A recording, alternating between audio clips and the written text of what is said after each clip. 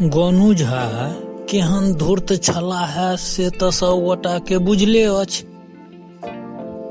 एकटा खिस्सा सुनल जाय। गोनू झा के कनिया बराबर कहैत छलखिन जे अपना एतेटा के बाड़ी अछि, तैयो साग सब्जी खाय के लेल शौख लगले अछि जे अपना बाड़ी के साग सब्जी खैतौं। सबके देखै छियै तऽ सेहनता लागल अछि। एहि बेर अपने बाड़ी में साग सब्जी करू। हुनकर जिद गोनू झा के मानऽ पड़लनि। गोनू झा 2-4 दिन सँ जौन के ताकऽ जाइत। सब दिन जौन कहन चलू आइ बाड़ी तामि देब, आइ तामि देब। 2-4 दिन कहलो पर कोनो जौन नहीं एलनि। तहन ओ अपन पत्नी के कहलखिन, देखियौ 4 दिन सँ जौन के ताकबै छी, केओ जौन नहीं भेटैया। आब ई बाड़ी के हम मंगनिये में तमाएब, देखियौ केना होइ छै।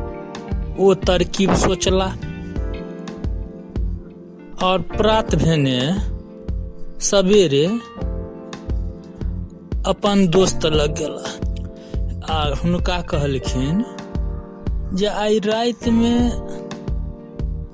हमरा किछु खजाना भेटल हे, अहाँ कतौ बाजब नहीं, अहाँ दोस्त छी तें कहलहुँ। ओ हुनकर दोस्त बाजा झा नाम सँ विख्यात रहैत। कोनो बात पेट में पचै नहीं।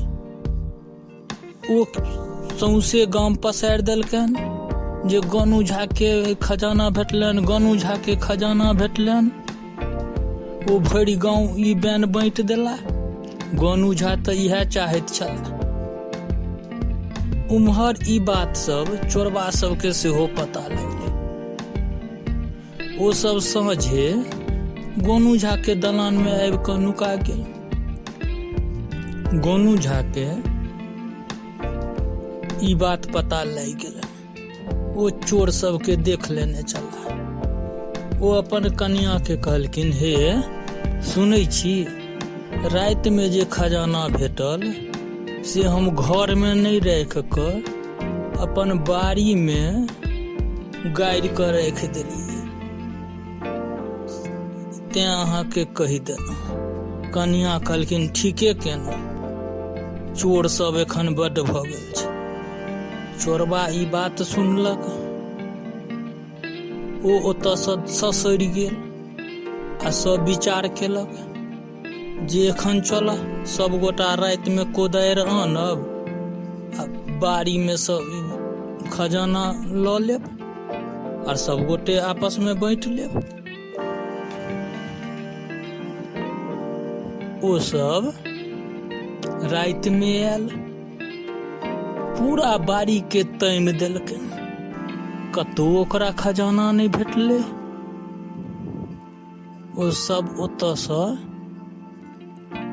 ससरऽ लागल जे आब सुबह भेलै, चल कतौ खजाना हाथ नहीं लगलनि। ई सब गोनू झा देखैत रहैत।